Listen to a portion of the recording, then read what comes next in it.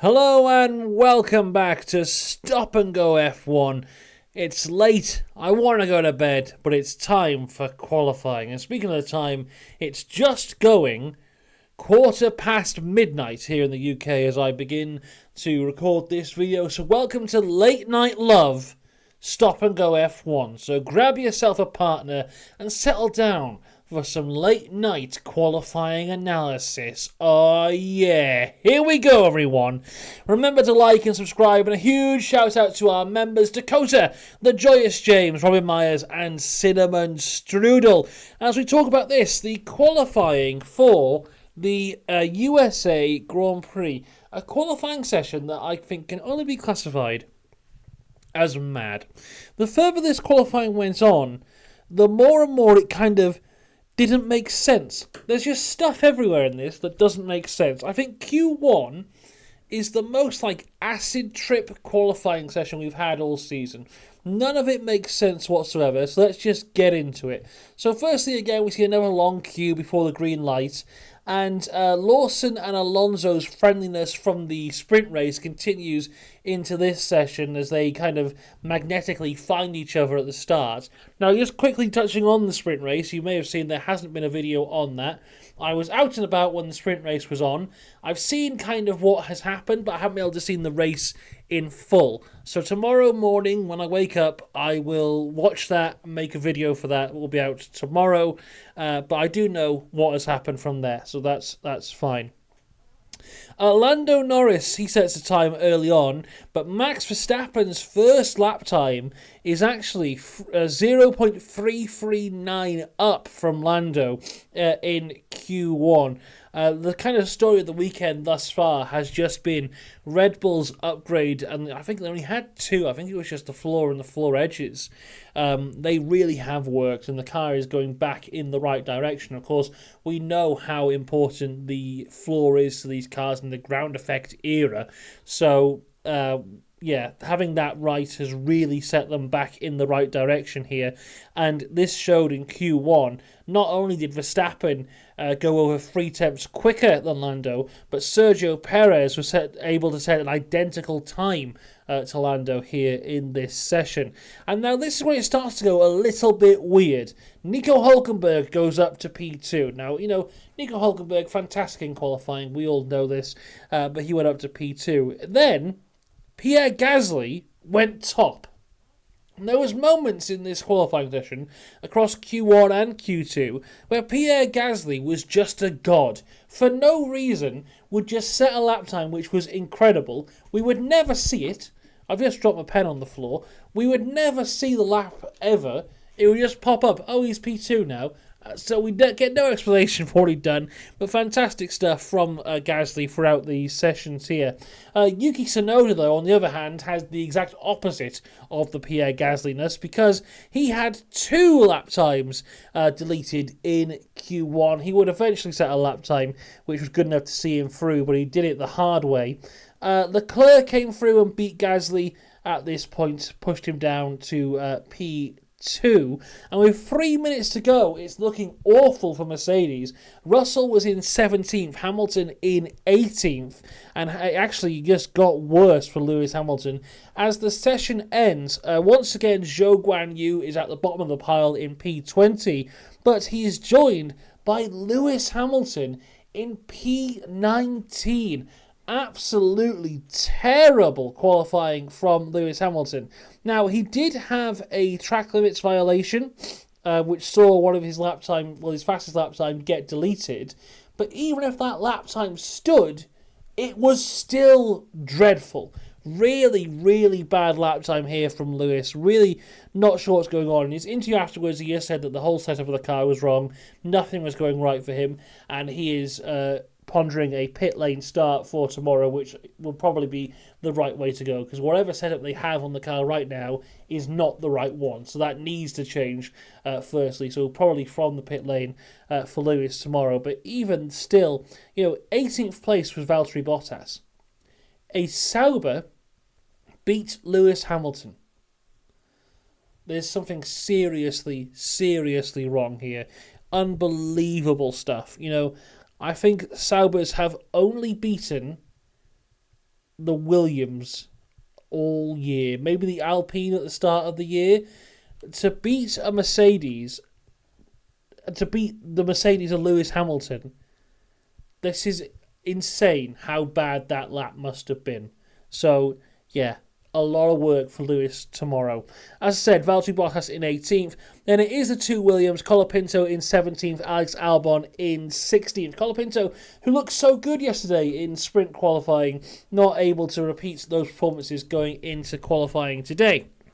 Then Q2 starts, and we have a lovely little camera, the helmet cam of Max Verstappen. And it's been so long since we've been on board with Max Verstappen, where he has turned the steering wheel and the car has gone in the direction that he wants it to go in. It was so strange to see it happen yet again, but this Red Bull certainly is back on track where they were towards the start of the year, looking so much better. But yet again, let's talk about Pierre Gasly, because somehow he was second again. Max Verstappen was top at this time, but Gasly out of nowhere comes in P2. This is eventually ruined by the McLarens and George Russell, who all beat his time. But briefly, Gasly looking great yet again. Charles Leclerc was the man in danger this time round. He was 14th place with 2 minutes to go, but was able to set a better lap time. As for those who were out in Q2, Liam Lawson was 15th place. He didn't set a lap time. He's got a big old penalty coming his way tomorrow anyway, so he's going to start from the back. That's a kind of holdover from the engine numbers that Daniel Ricciardo had from the season, so there was no real point in him setting a lap time at this point. He kind of just went out to try and help Yuki down the straights. 15th for him, but will be back of the grid. Stroll is 14th, Ocon in 13th, then it's Hulkenberg 12th, Yuki Tsunoda in 11th. Nico Hulkenberg had a huge lockup into turn 1, was very disappointed in himself there, only 0.070 off of going into Q3. And as for Yuki Tsunoda, he just missed out on Q3 by 0.032. So very close at the bottom here to go through into Q3. That's the differences between making it and not making it, and a very highly competitive grid that we have at the moment. Then as we go into Q3, everyone sets their first lap times, and this is our top 10. So Perez actually had a track limits violation, so he was down to 10th.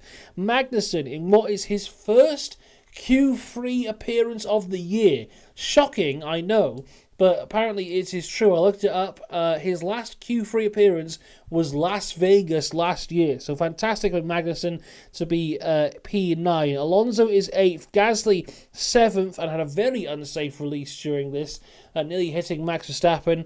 I imagine a fine will come the way of the Alpine team, but still very good performance from Pierre Gasly, who, as I said, has been consistently fantastic throughout these 3 sessions.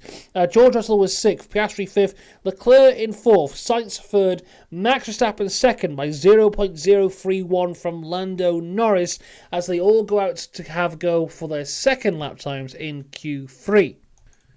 But the second lap times in Q3 were not meant to be, as there are double waved yellows as George Russell is in the wall in what looked like quite a high-speed crash coming into the penultimate corner. Kind of just got on that bump. We've seen a few people have little moments there, none as big as this though. Properly just loses it, goes all the way across the gravel. It slows him down a bit, but not enough. He hits the wall from there, and then double wave yellows. There's no way anyone is setting a faster lap time. Even if they red flagged it at this point, there isn't enough time left on the clock to, get everyone to have an outlap again. So this is the end of qualifying. We don't get to see if people could go faster. So that is our top 10 set for tomorrow. Again, I'll just go through it quickly. Perez in 10th, Magnussen 9th, Alonso 8th, Gasly 7th, Russell 6th, Piastri 5th, Leclerc 4th, Sainz in 3rd, Verstappen 2nd, Lando Norris 1st, separated by 0.031.